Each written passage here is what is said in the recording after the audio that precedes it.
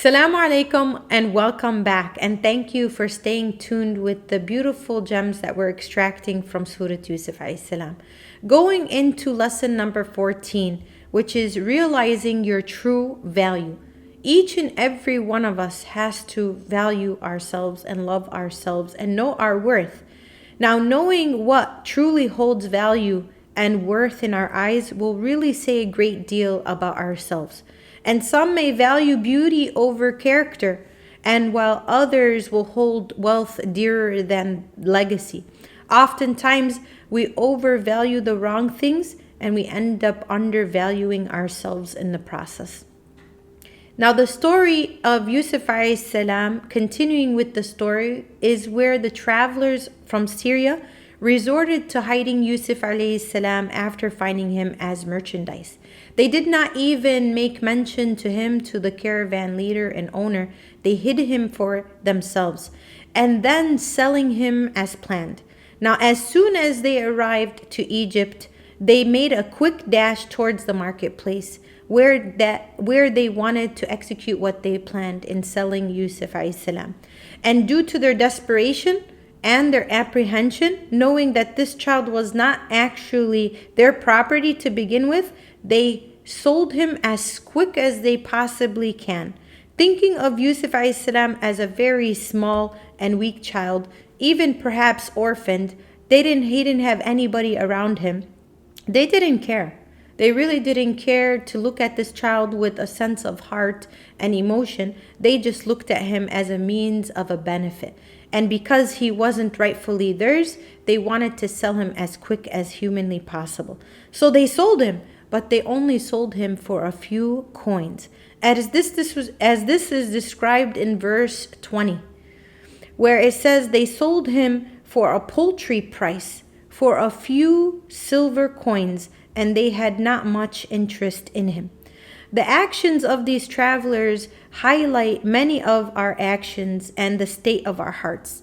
We constantly and consistently overvalue that which is insignificant in reality. So if you look at what people value nowadays, they look at people and they judge people based on how they look, how they dress, what they drive, where they live, what type of environment they're in. But in reality, those things are not what make our inner character. Those things do not necessarily make us valuable, as people tend to put a price on value. Now, what these people did not know is that they just had undersold someone so valued in the sight of Allah subhanahu wa ta'ala.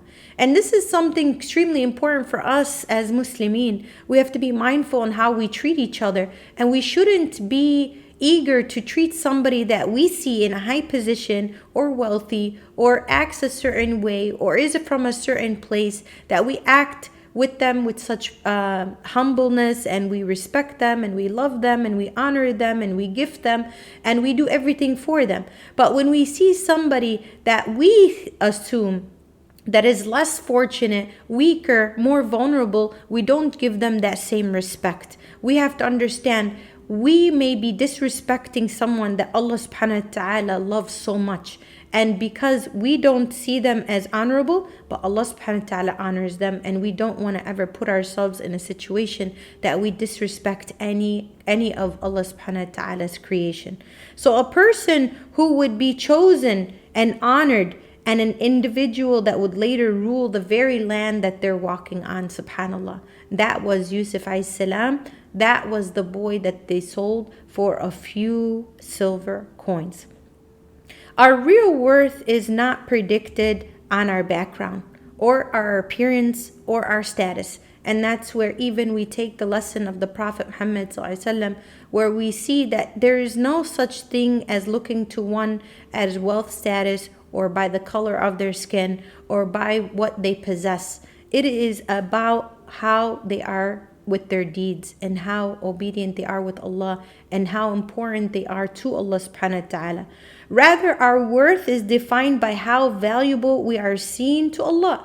This is truly our value, and how positively we have impacted or influenced other people around us. So those two conditions are what make people in a place of value, where they understand what they do and implement to Allah subhanahu wa ta'ala, and how Allah views them and sees them, and how others treat others, how you respect others, how you influence others. If you are a person of righteousness and kindness, then you would share that with the whole world, and you will be influencing others in a positive way. And those two things are the true value that we should be looking for. Now, how many leaders walked on the earth with the world's treasures at their beck and call? They can have what they want when they want. It's at their disposal. Yet they were humiliated and forgotten over time. And how many strong, powerful men trod the same paths we walk on, yet were buried in the same way with the weak and the despised. Do not think a power will remain. If we do good, it will benefit us. If we do bad, it will hurt us. Now, at the same time, how many individuals were there who struggled, who looked down upon, who many people were looked down upon them and not given any attention, yet subhanallah, their legacy lives on to this day. Their work lives on to this day, through their progeny and their efforts. When Allah subhanahu wa ta'ala wants to put barakah in your work, He will put barakah in your work till the end of time. Look at the Prophet Muhammad sallallahu alaihi wasallam. Look at the barakah that Allah subhanahu wa ta'ala gave him. That even after 1400 years, people still honor him, love him, and will wish and desire to meet him, and are following the exact teachings that he taught. So subhanallah, it's not about wealth, and it's not about looks, and it's not about position, but you have to understand what true value means. In this day and age, especially with social media and internet, it is easy to become impressed with people's lifestyles and look at what they have and turn to yourself and see what you don't have, in which in turn has a negative effect on us. When we look out and we don't appreciate what's within, we tend to unappreciate what we have. We turn to be ungrateful, and then it ends up hurting us all in all. And it hurts our self-esteem. We end up wrongly overvaluing our peers based off their salaries and based off their titles, and in the process, we forget how much potential and value we hold ourselves. So as a famous poet, Arab poet once said, you deem yourself to be just a little body, yet a great universe dwells within you. You have to believe and understand that Allah created you. Allah made you. Allah shaped you. Allah beautified you, and Allah loves you. So looking at the story of Yusuf alayhi salam, being undersold as a slave further added to Yusuf alayhi salam's sorrows and miseries, as he was taken advantage of at first sight. So don't take advantage of people. He now had to deal with the next chapter of this difficult journey, which already seemed like a lifetime for him. And naturally, he began to question what would happen to him next. And Allah subhanahu wa ta'ala didn't do this plan to humiliate him or to disappoint him. However, as the next move would slowly place Yusuf alayhi salam in a further better situation.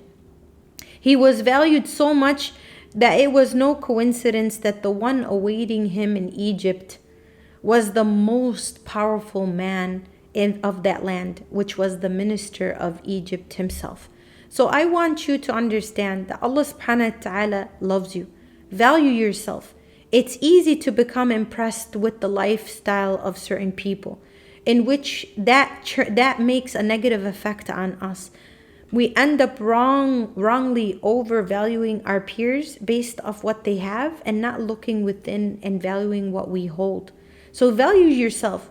Be confident in who you are. Be confident in who Allah subhanahu wa ta'ala created. Allah is the one who shaped you, who made you, who created you. Even look at your difficulties in a positive way. Even your difficulties, you have to look at them in a positive way. Whether they are things that you went through in the past or you are going through currently, know that Allah subhanahu wa ta'ala loves you. And He wants the best for you. And He wants to take you in the best way with the best strength. So always turn to Allah subhanahu wa ta'ala. Turn to Him and say, Ya Allah, you brought this to me. Take me through it. So turn to Him for guidance, protection, and relief. Please stay tuned for more life lessons from Surah Yusuf alayhi salam. Jazakum Allah kull khair, and thank you for your time, and I pray that you have a blessed day.